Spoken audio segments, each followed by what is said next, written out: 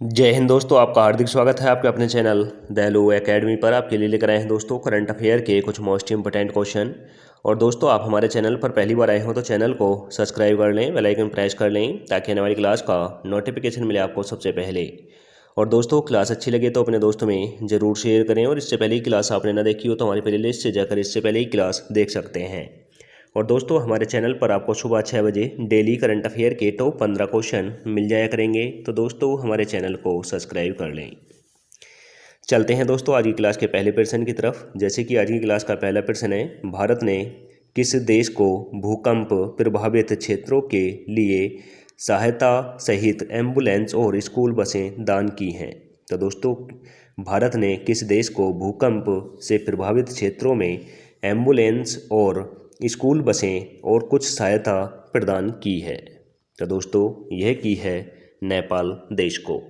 नेपाल देश को भारत ने स्कूल बसें, एम्बुलेंस और कुछ आर्थिक सहायता पहुंचाई है। और दोस्तों, उन क्षेत्रों में पहुंचाई है जहां पर भूकंप से प्रभावित हुए थे। तो दोस्तों, इसका राइट आंसर हो जाता है option number B. Option number B is right answer. अब जिक्र हुआ है दोस्तों नेपाल का। तो दोस्तों, नेपाल की राजधानी काठमांडू है और नेपाल की मुद्रा रुपया है।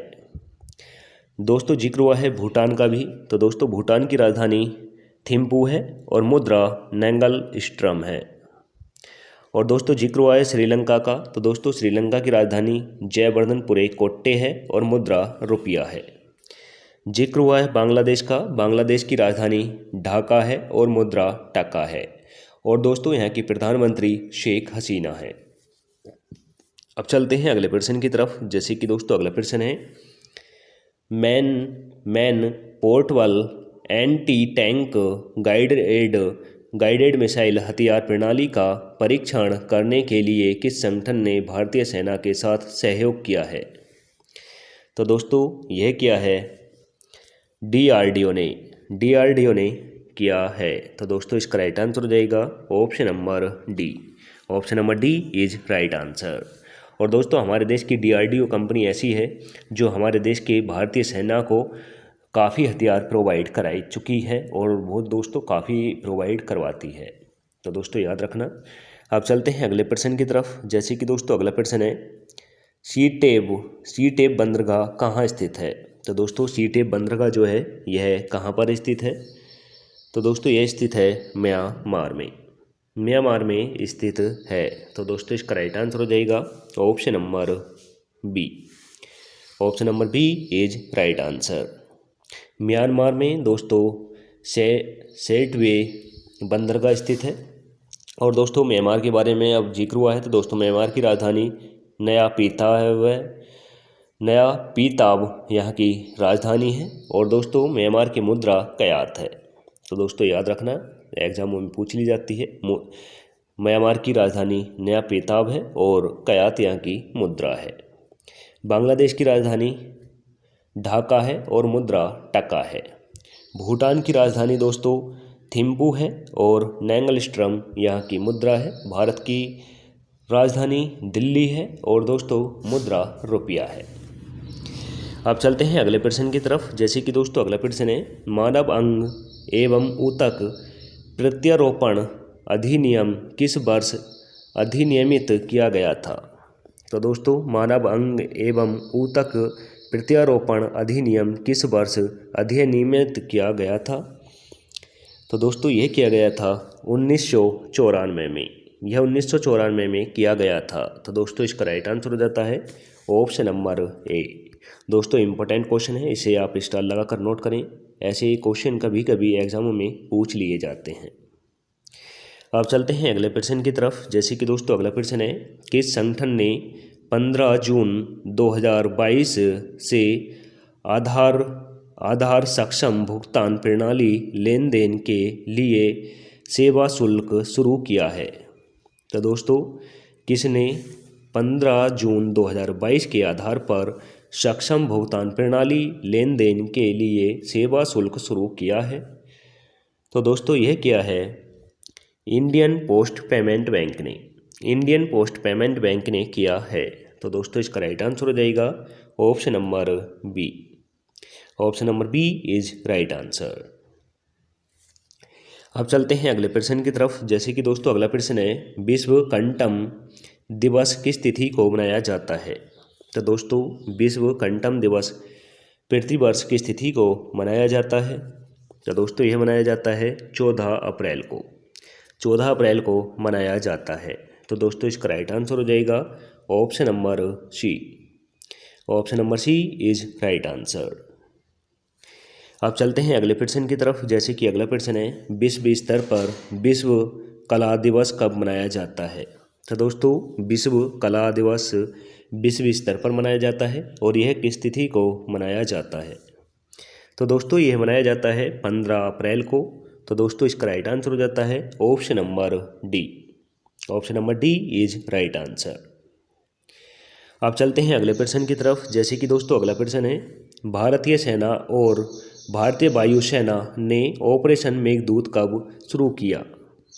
तो दोस्तों भारत की थल सेना और भारत की वायुसेना के बीच मेघदूत ऑपरेशन शुरू हुआ था। इन्होंने मिलकर एक ऑपरेशन किया था जिसका नाम था दोस्तों मेघदूत। और यह कब किया था? तो दोस्तों ये किया था 1984 में। 1984 में भारतीय सेना और भारतीय वायुसेना ने ऑपरेशन मेघदूत शुरू किया था। तो दोस्तों इसका राइट आंसर हो जाएगा option number C. Option number C is right answer. अब चलते हैं अगले प्रश्न की तरफ। जैसे कि अगला प्रश्न है, पांडिचेरी के बाद भारत में कृत्रिम चट्टानों की दूसरी स्थापना कहाँ स्थित है? तो दोस्तों कृत्रिम चट्टान भारत में पांडुचेरी में बनाई गई हैं और इसके बाद कहाँ पर तैयार की गई हैं? तो दोस्तों ये तैयार की गई हैं मुंबई में। मुंबई में कृत्रिम चट्टान तैयार की गई है और इससे पहले पांडिचेरी में भी तैयार की गई थी।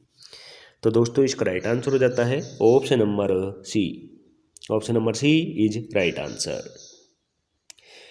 और दोस्तों मुंबई जो है यह महाराष्ट्र राज्य में स्थित है और मुंबई को दोस्तों भारत की आर्थिक राजधानी भी कहा जाता है और मुंबई को दोस्तों भारत का प्रवेश द्वार भी कहा जाता है। अब चलते हैं अगले प्रश्न की तरफ। जैसे कि अगला प्रश्न है, 2024 में भारत में कितने कुप्रबंधित प्लास्टिक कचरे पैदा होने की उम्मीद है? तो दोस्तों 2024 में भारत में कुप्रबंधित प्लास्टिक कचरा पैदा होने की संभावना है। तो दोस्तों यह है 7.4 मिलियन टन। 7.4 मिलियन टन होने की संभावना है। तो दोस्तों इसका राइट आंसर हो जाएगा option number A. Option number A is right answer. अब चलते हैं अगले प्रश्न की तरफ। जैसे कि अगला प्रश्न है, राष्ट्रीय न्यायिक एकेडमी के नए प्रबंध निदेशक के रूप में किसे नियुक्त किया गया है? तो दोस्तों राष्ट्रीय न्यायिक एकेडमी के नए प्रबंध निदेशक के रूप में किसे नियुक्त किया गया है? तो दोस्तों यह किया गया है अनिरुद्ध बोस को। अनिरुद्ध बोस को किया गया है। तो दोस्तों इसका राइट आंसर हो जाएगा option number B. Option number B is right answer. अब चलते हैं अगले प्रश्न की तरफ। जैसे कि दोस्तों अगला प्रश्न है, हाल ही में किस देश ने प्रमुख उद्देश्य परीक्षण को शामिल करने के लिए भारत के साथ अपने दोहरे कराधान बचाव समझौते में संशोधन किया है? तो दोस्तों दोहरे कराधान बचाव समझौते में किस देश ने संशोधन किया है? और दोस्तों यह क्या है प्रमुख उद्देश्य परीक्षण को शामिल करने के लिए? तो दोस्तों यह क्या है? यह क्या है दोस्तों मॉरिशस देश ने। यह मॉरिशस देश ने किया है। तो दोस्तों इसका राइट आंसर हो जाएगा option number A. Option number A is right answer. अब दोस्तों यहाँ पर जिक्र हुआ है मालदीव का। तो दोस्तों मालदीव की राजधानी माले है और मुद्रा रुपया है। म्यांमार का जिक्र हुआ है। दोस्तों म्यांमार की राजधानी न्यापीताव है और क्यात यहाँ की मुद्रा है।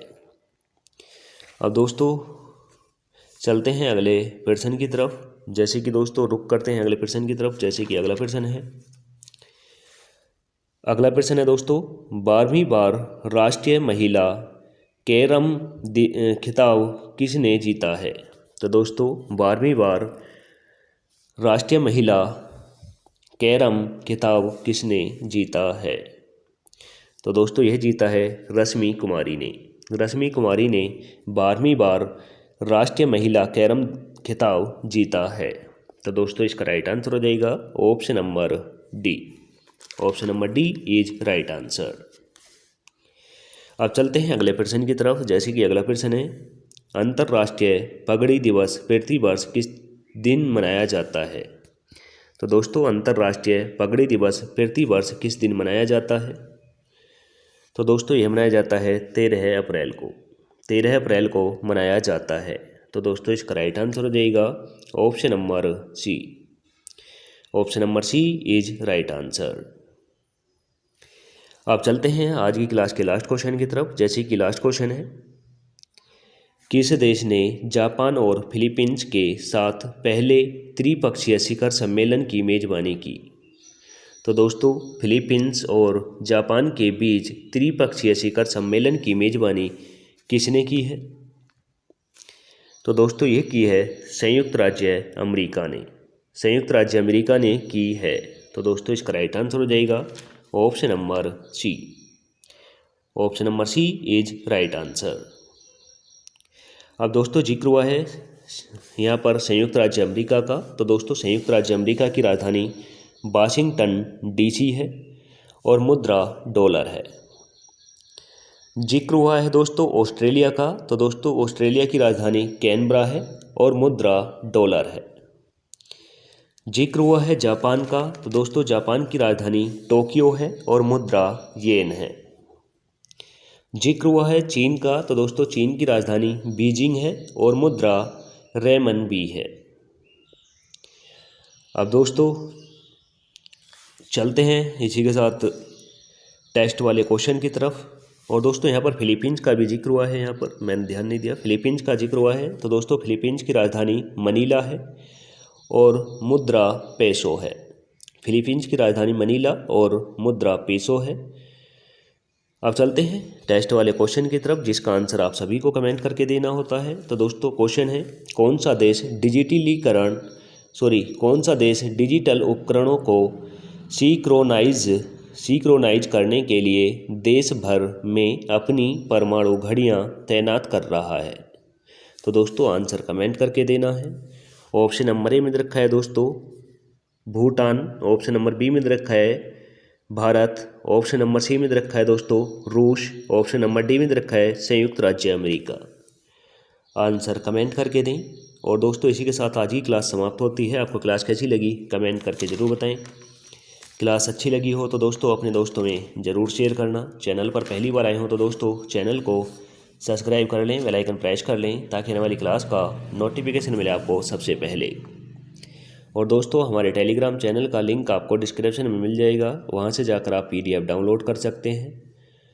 मिलेंगे दोस्तों नेक्स्ट क्लास के साथ। जय हिंद, वंदे मातरम।